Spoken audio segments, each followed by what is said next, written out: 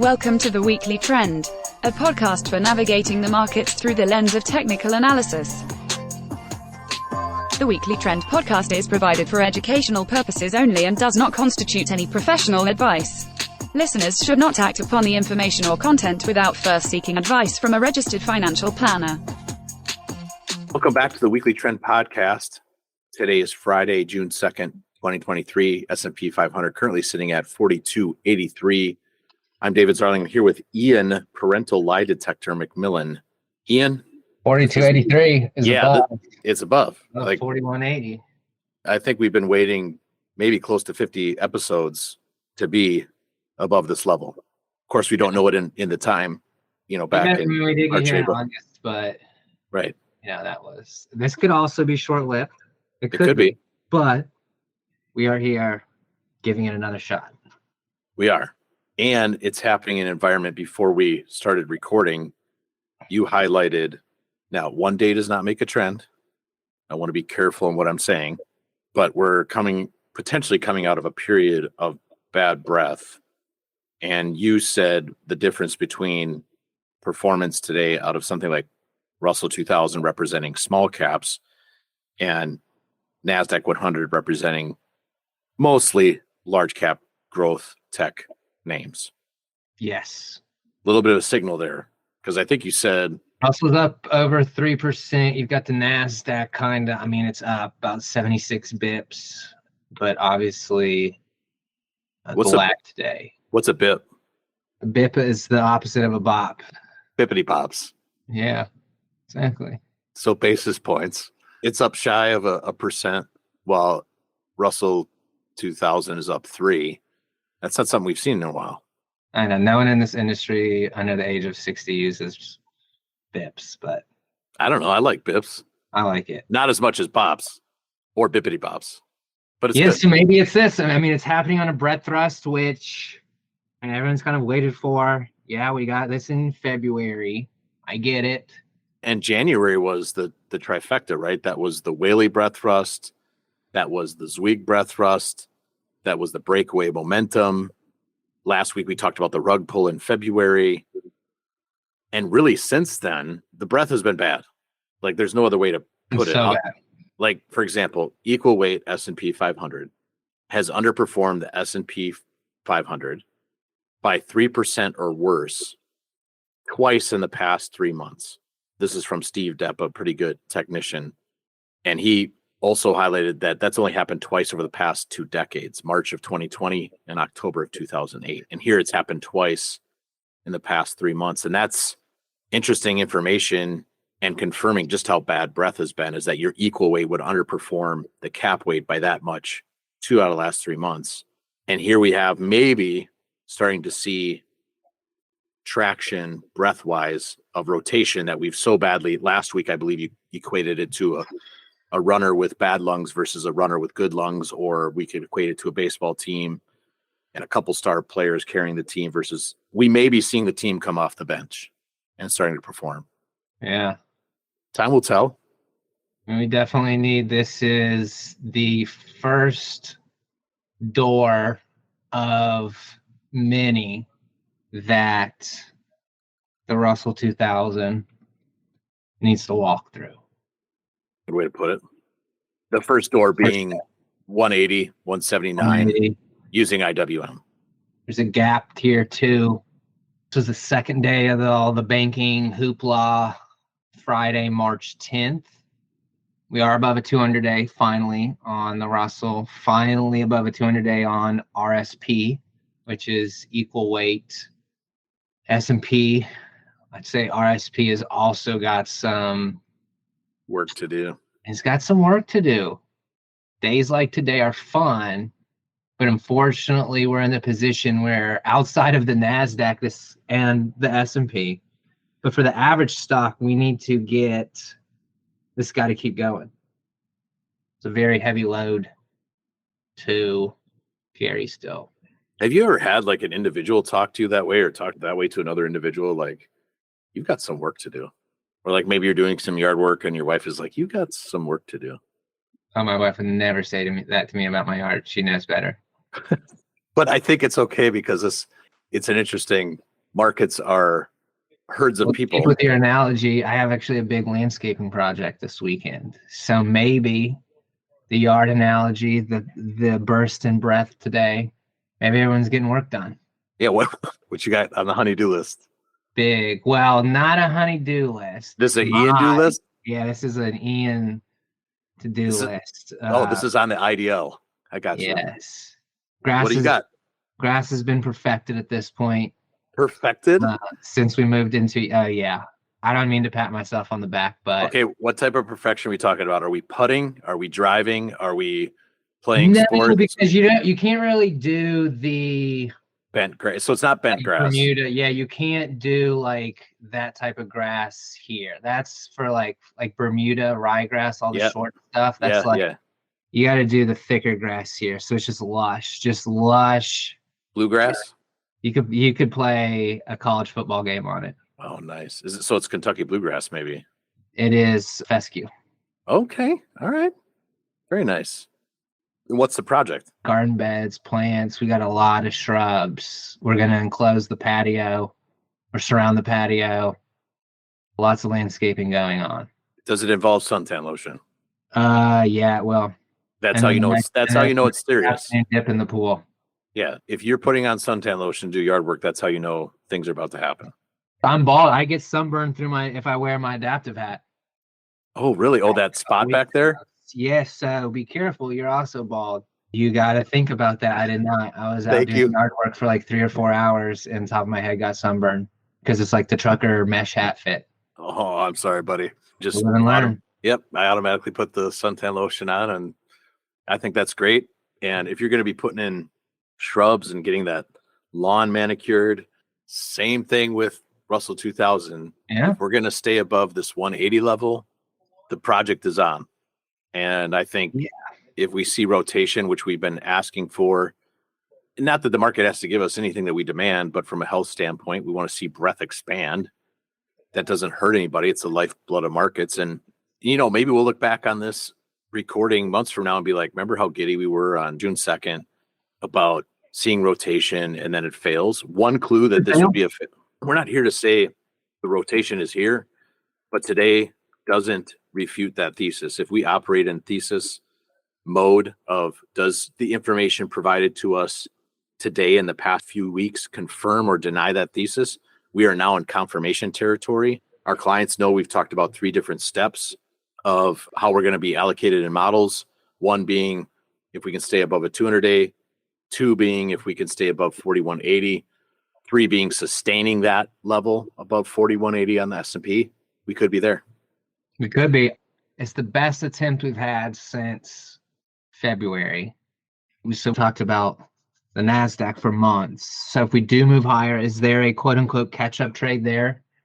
Yeah, I think it's plausible. I think you had mentioned earlier today, Russell relative to the S&P is at COVID lows. Yeah, it's at a logical level where you would see a change in the relationship, which is if you divide the Russell 2000 by the S&P 500 and you look at it on a chart, which I don't know if you guys know this, but we look at charts, and it's right at the levels we last saw in March and April of 2020, so the COVID lows. This is a logical place where you would see the relationship change, meaning you'd start to see a lot more support for the Russell 2000 versus the Nasdaq 100. And it would be perfectly normal within the context of seeing the massive move that we've seen out of the Nasdaq 100 recently. And now we're seeing a confirmation above 180 in Russell 2000. This is definitely something that could be, and we just got done talking about what Steve Depp was talking about. I know a technician you're familiar with and a fan of, David Settle. He pointed out recently that this most recent period, the past 3 months, is the only time in the past 20 years that the 13-week correlation between equal weight and cap weight S&P dropped below 50%. And that's that breadth deterioration. And so here that breadth deterioration leads us to where we are today. So the last 3 months, if you want to call it 12 weeks or 13 weeks, kicked off by the rug pull and breadth and the banking. You want to call it a mini banking crisis? I don't know what you want to call it. Yeah, and here we too, didn't it? It did. No one's really talking about that. And here we are at the COVID lows in that relationship in small caps versus the S&P. This is a logical level, as we've highlighted in the past, that we would see small cap and maybe even value outperform growth and large. That's to be determined. That doesn't mean growth and large has to pull back severely. They can also consolidate while this takes place. I agree. Yeah, absolutely it can. You got to move into everything. We are just so far out. I mean, there's a light at the end of the light showed back up today. Mm-hmm. We made a right turn. We're back on the right path. I think we were lost in the caves a little bit there, but it's a long trek to, again, outside of the Nasdaq to get back there. But it's a start. You absolutely, as a technician, right? Everything is, unless you're at blue skies making all-time highs, makes life a lot easier. But we are not there. This is a hole that we got to continue to dig out of. And if we're going to see rotation, what you're looking for is clues from other things. And Ian, when you think of a poster child for mega, a poster child for tech, a poster child for growth, what stock do you think of? Well, I guess there's a few. You could put Apple in there. Okay, let's start there. Where is Apple on an absolute basis? All-time highs. It's right there. I mean, it's right there. Would this be an all-time weekly closing high? Yes. So it's right at a level that you could see a pause and consolidation, which would be perfectly healthy, which are the highs going back to December of 21. Feels so long ago. And that would be perfectly normal. Nothing wrong with that. Same with, I think, maybe another name that you were going to say is Microsoft. Same spot on a daily, weekly basis from a standpoint of its November, December 2021 highs. Do we see a pause out of tech and growth and this rotation and broadening out from this point forward, which would be maybe catch some off guard seasonally over the summer, right? Because typically your strongest 6 months and your weakest 6 months. How informative, Ian, would it be if we saw a strong summer? That'd be pretty solid given seasonality. I think David Yoakum posted Dow pre-election year seasonality the other day. It is supposed to kind of kick off here in June for the Dow. I haven't looked at anything recently on the others. Obviously, based on, we know that the mantra is sell in May and go away. But also, I would say that first, well, we're not quite through half a year yet, but the first 5 months of this year didn't really stick to historical seasonal trends. So if that was to continue, right, you could see markets now behave when they're expected not to. And as they did vice versa the first 5 months of the year. Right.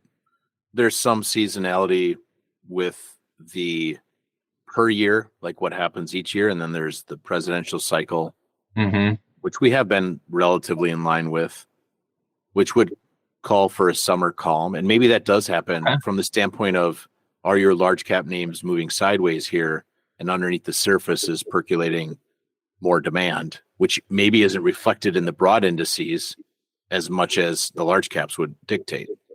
Could be. I don't think we get to be micro caps. In fact, Dan Gorkuber brought up the micro caps have been outperforming May. Yeah, middle of last month. You've seen, not that they're out of the woods, but the fact that you're seeing micro caps outpace small caps and mid caps. Since you look at MDY, it's not out of its base.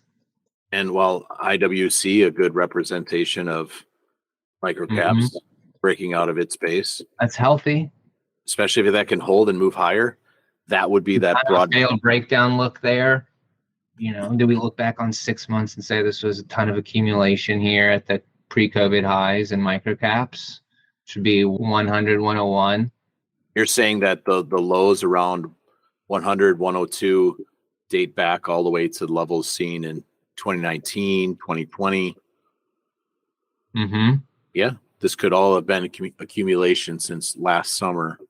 And small caps have the same look to them as far as holding important levels that go back even as far as the 2018, where small caps did lead going into the summer, right? There's almost a blow-off type scenario in January of 2018 with Volmageddon. The large cap names fell off, and they did have a good run there, didn't they? Guess who led the summer? Smalls. So Smalls outperformed about 11% that summer. So it could be another scenario where we've seen large and growth make its huge move, and now it's rotation into the summer into small caps, and they help prop the market, if I can use that term. Mega caps got us to the playoffs. Mm-hmm. And now held everything afloat. And now it's time to, he said, let everyone else in the lineup take it from here. Yeah, produce. It's great. So logical spot for rotation, both from a style box perspective, whether it's large versus small or value versus growth. This is a logical spot where we could see those things lead for the rest of the summer. Time will tell. We have to have price confirm. We don't operate in this is what's going to happen. Some people want predictions out of us. It's not really how we work. Really, it's if we're above 180 on something like IWM, that confirms the thesis of small caps participating. And then if you see a relationship like IWM versus S&P hold its current levels and move higher, that would confirm the thesis of rotation into small caps leading us throughout the summer. Definitely possible. Lucy pulls the football. Oh, yeah, right. Lucy pulls the football again. She could be lurking around here somewhere. Sometimes I look over my shoulder. That's why I use those stop losses. Yeah, and if she does, then that's the way it is. It doesn't confirm the thesis, and take exposure off. Yep, take exposure off. Cash as a position too. Not a problem. What else are we seeing out there, Ian? It could be bonds, commodities, crypto, international stocks. Where do you want to take this? We talked about last week, they broke out of this range they've been in. If you look at TLT, for example, yeah, you've still got this 98, 99 area here, but lethargic. Rates continue to make higher highs and higher lows. That is an uptrend that we've been in since early April. Crypto, Bitcoin 27,000. We shared the chart a few times. We've got some anchored VWAPs from the all-time highs that sit up here at 30,000, 29 and 30,000.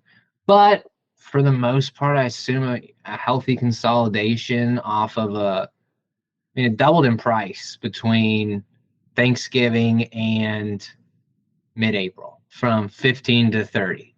So working itself sideways as it seems to be doing for the last 6-7 weeks, probably the healthiest thing you could ask for from a technical perspective.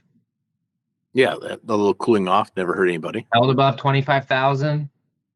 So nothing broken yet there. Above 30,000, I assume, opens up a pretty decent leg higher. But who knows when that comes. Can take a while to work off.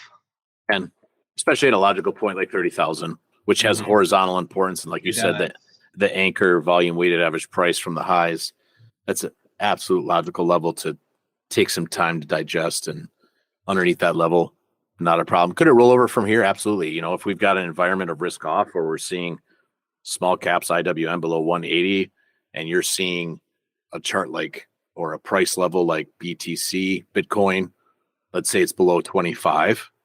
Below 25, that's a different thesis. We could move and consolidate between 25 grand and 30 grand on Bitcoin, be perfectly normal, resume an uptrend if that's what we've got.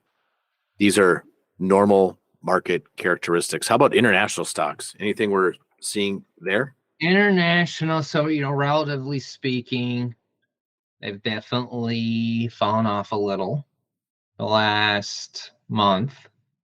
In fact, Europe, new relative lows. Year-to-date relative lows for VGK. Really? Am I seeing that correctly? If you're looking at VGK versus S&P? Yeah. That's broken an important level. Had a chance on a relative basis And some of this makes sense, right, with the rising dollar that we've seen. Rising dollar. Obviously, we know tech or the U.S. is much more mega cap growth tech centric than the rest of the world. They're tied a lot to financials and stuff over in Europe, some healthcare, depending on what country you're looking at. But yeah, it does make sense with the rise of, I mean, the international theme kind of goes usually in line with the Russell 2000 theme, doesn't it? I would say so. If Russell's going to outperform in the US, then you would typically expect to see foreign stocks also outperform. So the fact that both have fallen off, I think makes sense. Well, and it fits the overall trend for the past decade is international stocks underperforming. And at the same time, you could be seeing a base being built out. Like these things take time. If you've got a decade-long downtrend, to build a base to come out of that and change the trend around, it's a lot like one of those cruise liners. You just can't pivot it on a point. It takes time to turn it around. And if international is going to do that, it's going to take time. It'll take time. We'll see. As far as other relationships, risk on, risk off, we have a relationship like long-term treasuries, TLT versus S&P 500. That's confirming risk on behavior today. And wouldn't that be something if by the end of the year we have a 20% plus up year in the S&P 500 that all kicked off when it was peak T-bill, right? Everybody asking about T-bills and oh yeah, and CDs. Yeah. Wouldn't that be something if sentiment was pivoted so much far the other way and we've had record short positions, we had a ton of money managers tilted towards cash. Yeah, I think in we big ways. definitely reached this. I don't know if it's the peak. We, as you said, we won't know until we look back in the future. But of this, the last 2 years have just been, I mean, really since February of 21. February 2021. Yeah, just been a total struggle as far as breadth and rotation. So now that money markets and short-term treasure, I think there was a big proverbial sigh of relief there of like, yeah, let me sit in cash. So tired of dealing with this. Just let me sit in cash. So at least I can collect, my 4 or 5% now. And we've shared, a chart of something like the Russell 2000 in the past with our clients, just highlighting how you have these periods of time where price corrects through time and through price. And that can be sometimes unnerving from the standpoint of it. An example of this using that Russell 2000 is in 2021, the Russell 2000 moved in a 12% range sideways for 340 days, almost a full year. Then it corrects 33% and then moves sideways in a 19% range for almost a full year. So it's been close to going on 850 days where we haven't seen any type of trend out of the majority of stocks. Yes, the large cap indices have held up well, and that's fine. We're not here to say that's not fine. But for a lot of stocks, going back to your original statement, it's been a correction since February of 2021. And so do we get to be surprised that the next leg higher is upon us and it's in the face of everybody calling for recession, etc., all the negative things, China invading Taiwan, you name it, whatever it is, that it climbs this wall of worry and squeezes. I think all the short covering in itself could lead to a melt up. There's so many angles that the data on, short positioning, there's obviously many takes on that. But if those have to be unwound for whatever reason, that's certainly fuel on a fire. Yeah, because all shorting is, if it doesn't make you money in a downtrend, is you become a future buyer when you have to cover. Mm-hmm. There's multiple scenarios, thesis out there, right? If we see rotation in small caps, that's the strongest thesis out there. You could see small caps falter here. and mega and large take us higher in a melt up phase, which would cause an even bigger divergence.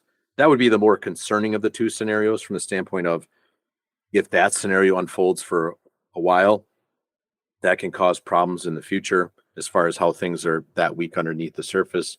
But for right now, the information, the Bayesian inference of the new data that's coming in leads us towards rotation into small, the opportunity for value to outperform. And these are good things. Like, we want rotation from a healthy standpoint of the market. Yeah, as long as it's rotation within my time frame. Understood. Anything else you want to cover that we haven't covered yet? You mentioned it earlier, strength of the dollar. Just a reminder that I think it's been a great point to our stance that dollar up, dollar down. It's way too broad of a brush to say when the dollar does this, stocks will do that. As we, in fact, look, I mean, today, big green candle out of the dollar, and stocks are having one of their best days. So, is a relationship that gets, I don't know, do we look back in 3 decades? You know, a rising dollar is, you know, just different relationships. But mainly the point I'm trying to make is dollar's been in an uptrend for the last month or so. Stocks really haven't gotten crushed. The relationships change all the time. That's just the reality of life. It's the reality of markets. We don't get to get married to correlations or parallels. These things change, and it's perfectly normal. As normal as rotation is, as a lifeblood of markets, so is correlation. Things moving in and out of correlation. Correlation can also be a trend. And when you're moving from correlation to uncorrelated, that's worth paying attention to. And what you're highlighting is there appears to be new evidence showing up of uncorrelation or lack of correlation between dollar and equities. And even in some foreign areas like Argentina and others, where you would expect it to be a heavy headwind, it's not. And that's where you have to sit up and pay attention. You know, we talked about places like, I believe it was Greece last week, holding up very well. Other places like Turkey holding up very well.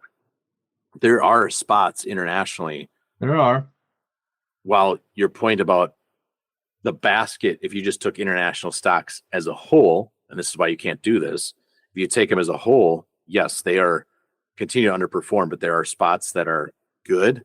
And that's why, you know, these modern portfolio theory where you're just owning international stocks blanketly doesn't make a lot of sense, because we have the ability to look at charts. We have the ability to look at relationships and understand where the strength is. And that's a good thing. We're very comfortable saying it's not like it makes it easy. It's not like the last 12 months of or more of a 20% range in the S&P 500 makes it easy to manage risk and money. It doesn't. In fact, trendlessness causes underperformance in a trend following system. You know, we like uptrends, we like downtrends. Trendlessness is hard. And very hard. Above 4180, 4200, we now are in the area of confirmation that a new uptrend is upon us, or is in the works, and it continues to be in the works. From what now is, as the days go by, the more days we're above 4180 on the S&P 500, the more likely it is that October of 2022 was the bottom from a bigger term time frame, months to years time frame. Mm-hmm. But we have to wait to see if that holds. Clients are familiar that we've gotten more aggressive in portfolios above this level. We want to see that hold. Clients are also familiar with the Adaptive Select ETF, which I'm going to pause and provide a commercial for.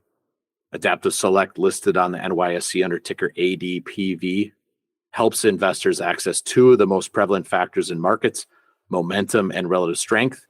Through proprietary identification methods, the Adaptive Select ETF attempts to own the strongest 25 large cap stocks when the market is in an uptrend. And since not all market environments are the same, Adaptive Select seeks to prevent extended declines by moving to short-term treasury bills and cash during long-term market downtrends.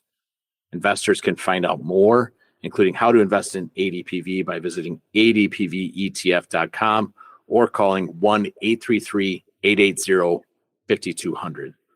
That sounds pretty cool. Yeah, it I'm about does. to go to adpvetf.com right now. Check it out. I am. I'm intrigued.